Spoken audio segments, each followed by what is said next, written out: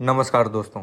अगर आपको पता चले कि हमारी सिविलाइजेशन इतनी आगे बढ़ गई है कि हम पूरे के पूरे एक स्टार को अपनी एनर्जी के लिए ट्रैप कर सकते हैं, तो आप क्या सोचेंगे? ये किसी साइंस फिक्शन मूवी का सीन लगता है ना, पर यह कॉन्सेप्ट रियलिटी के काफ़ी करीब है। इस कॉन्सेप्ट का नाम है Dyson sphere. A gigantic megastructure capable of harvesting every bit of the sun's energy, something known as a Dyson sphere. How long would it might be surrounded by super advanced alien megastructures known as Dyson spheres. Yes. Supernovas aren't the brightest events in the universe. Gamma ray bursts are. सबसे पहले हम ये समझने की कोशिश करते हैं कि ये डायसन स्फीयर का आइडिया आखिर आया कहाँ से। 1960s में एक थ्योरेटिकल फिजिसिस्ट फ्रीमैन डायसन ने एक पेपर पब्लिश किया जिसमें उन्होंने स्पेक्युलेट किया कि कोई भी एडवांस सिविलाइजेशन अपने होम स्टार की मैक्सिमम एनर्जी हार्नेस करने के लिए एक मैसिव मेगा स्ट्रक्चर का यूज कर सकती है। ये मेगा स्ट्रक्चर पूरे स्टार को एनकेज कर सकता है। ये उसके इर्द गिर्द मल्टीपल सैटेलाइट्स को डिप्लॉय कर सकता है। इस कॉन्सेप्ट का असली मकसद था हमारे यूनिवर्स में इंटेलिजेंट लाइफ फॉर्म्स की एग्जिस्टेंस को डिटेक्ट करना। डायसन के हिसाब से अगर हम किसी ऐसे स्टार को देखें जिसका इंफ्रारेड सिग्नेचर यूजुअली हाई हो, तो ये इस बात का इंडिकेशन हो सकता है कि वहाँ एक डायसन स्फीयर जैसा स्ट्रक्चर एग्जिस्ट करता है। डायसन स्फीयर का बेसिक कॉन्सेप्ट समझने के लिए अब बात करते हैं इसकी साइंस पे। एक डायसन स्फीयर बनाने का मतलब है एक ऐसे स्ट्रक्चर को डेवलप करना जो अपने स्टार के आने वाली टोटल एनर्जी को कैप्चर करे। आप सोच रहे होंगे कि ये एनर्जी कितनी है। हमारे सन से 3.8 इंटू 10⁻26 वॉट्स की एनर्जी निकलती है, जो लगभग 400 ट्रिलियन वॉट के बराबर है। इमेजिन करिए अगर हम इस एनर्जी को कम्प्लीटली हार्नेस कर पाएँ तो क्या होगा। लेकिन ये आसान नहीं है। सबसे पहली बात तो ये कि हमें ऐसे मटेरियल की ज़रूरत पड़ेगी जो लाइट वेट हो और एक्सट्रीम टेम्परेचर और रेडिएशन को विथस्टैंड कर सकें। फिर ऐसे मटेरियल की ज़रूरत होगी जो इतना एबंडेंट हो कि पूरे सन को सराउंड कर सके, क्योंकि सन बहुत बड़ा है। अर्थ पे हमारे पास इतना मटेरियल ही अवेलेबल नहीं है, इसलिए हमें एस्टेरॉयड माइनिंग या स्पेस रिसोर्सेज का यूज़ करना पड़ सकता है। दूसरी बात यह है कि अगर हम एक सॉलिड डायसन स्फीयर बनाते हैं तो वो ग्रेविटेशनली अनस्टेबल होगा। स्टार की ग्रेविटी उसे खींच के अपनी तरफ लाएगी और इवेंचुअली वो स्ट्रक्चर कोलैप्स कर जाएगा। इसलिए डायसन स्वार्म या डायसन बबल जैसे कॉन्सेप्ट ज़्यादा फीजिबल और रिलायबल लगते हैं। डायसन स्फीयर के डिफरेंट टाइप्स के बारे में अगर बात कर रहे हैं तो फ्रीमैन डायसन ने खुद ही एडमिट किया था कि एक सॉलिड शेल का आइडिया प्रैक्टिकल नहीं है, इसलिए उन्होंने डायसन स्वार्म के कॉन्सेप्ट को प्रेफर किया। लेकिन डायसन स्फीयर के और भी कुछ इंटरेस्टिंग वर्जन हो सकते हैं। सबसे पहला है डायसन स्वार्म। ये मल्टीपल सैटेलाइट्स या हैबिटेट्स का एक नेटवर्क होता है जो स्टार के इर्द गिर्द ऑर्बिट करते हैं। हर सैटेलाइट सोलर एनर्जी को कैप्चर करती है और या तो उसे यूज़ करेगी, या तो स्टोर करेगी, या फिर उसे अर्थ पे ट्रांसमिट कर देगी। दूसरा है डायसन शेल। ये एक कम्प्लीटली सॉलिड स्ट्रक्चर है जो स्टार को सराउंड करता है, लेकिन जैसे कि हमने पहले डिस्कस किया, ये प्रैक्टिकली इम्पॉसिबल है क्योंकि इसकी स्टेबिलिटी को मेंटेन करना बहुत मुश्किल है। तीसरा टाइप है डायसन बबल।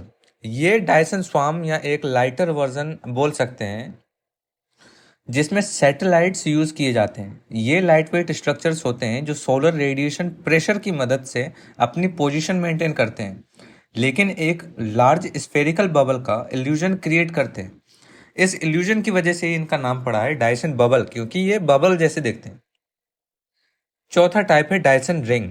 ये एक सिंपलर और स्मॉलर वर्जन है जहां एक रिंग स्टार के इक्वेटर के इर्द गिर्द ऑर्बिट करती है। ये बिल्कुल वैसे ही है जैसे हाथ में एक ढीली अंगूठी पहनना है।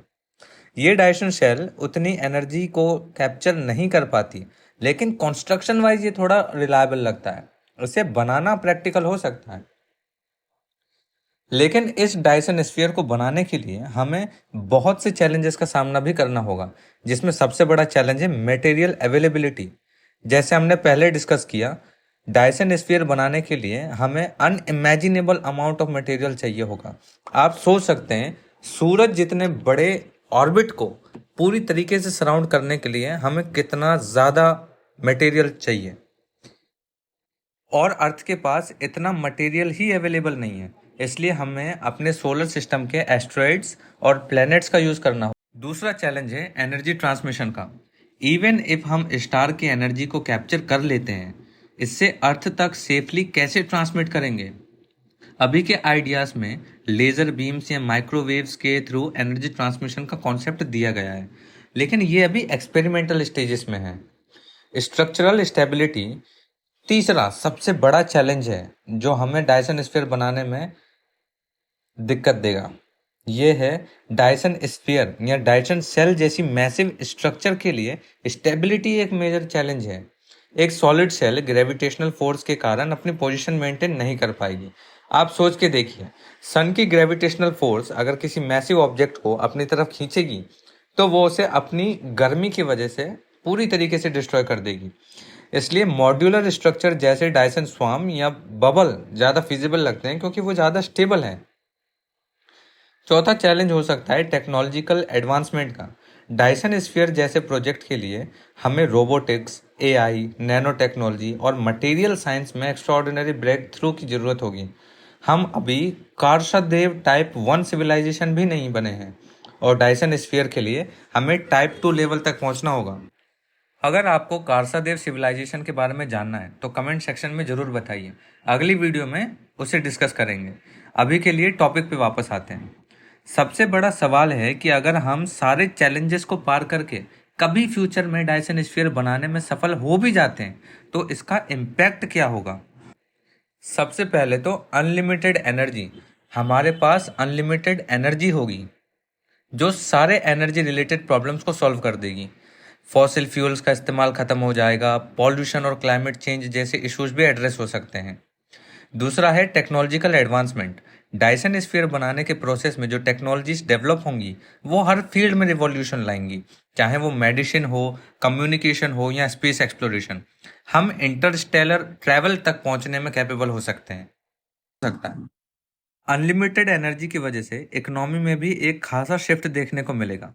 एनर्जी रिसोर्सेज के लिए वॉर्स और कॉन्फ्लिक्ट खत्म हो सकते हैं और रिसोर्सेज का डिस्ट्रीब्यूशन भी इक्विटेबल हो सकता है। एथिकल एंड एनवायरमेंटल कंसर्न भी इम्पोर्टेंट हैं। इतनी बड़ी एनर्जी को हार्नेस करने से क्या स्टार या सोलर सिस्टम पर कोई नेगेटिव इम्पैक्ट होगा? क्या स्पेस का इकोसिस्टम डिस्टर्ब होगा? इन सभी क्वेश्चंस का जवाब ढूंढना बहुत ज़रूरी है।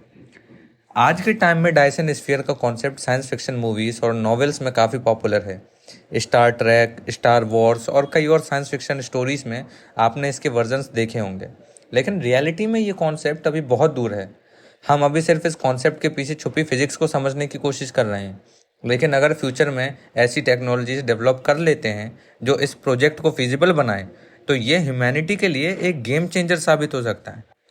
हालांकि ये आइडिया अभी के लिए एक फैंटेसी जैसे ही लगता है, लेकिन साइंस हमेशा ऐसे इम्पॉसिबल लगने वाले आइडियाज़ को पॉसिबल बनाने के लिए ही तो जाना जाता है। जैसे एक टाइम था जब हवा में उड़ना ख्वाब लगता था, ऐसा लगता था कि ये नहीं हो सकता, पर आज हम एयर इंडिया, विस्तारा ऐसे एयरक्राफ्ट्स की मदद से पल भर में उड़ के दूसरे देश पहुंच सकते हैं। जो कल इम्पॉसिबल लगता था, आज हम उसे टेक्नोलॉजी की मदद से रियलिटी में कन्वर्ट कर रहे हैं। डायसन स्फीयर भी एक दिन ऐसे ही कॉन्सेप्ट बन सकता है जो रियलिटी में चेंज हो जाए। तो दोस्तों, ये थी कहानी डायसन स्फीयर की। एक ऐसा कॉन्सेप्ट जो आज के दिन में फिक्शन लगता है, लेकिन एक दिन साइंस की दुनिया में सच हो सकता है। डायसन स्फीयर के कॉन्सेप्ट ने हमारी सोच को एक्सपेंड किया है और हमें ये दिखाया है कि अगर हम टेक्नोलॉजी के सही रास्ते पे चलें तो हम अपने सपनों को सच कर सकते हैं। अगर आपको ये वीडियो पसंद आई तो लाइक करें, शेयर करें। अगर आप नए हैं तो चैनल को सब्सक्राइब ज़रूर करें ताकि आपको ऐसे इंटरेस्टिंग टॉपिक्स पे वीडियो देखने को मिलती रहें। तब तक के लिए good bye and keep exploring. जय हिंद।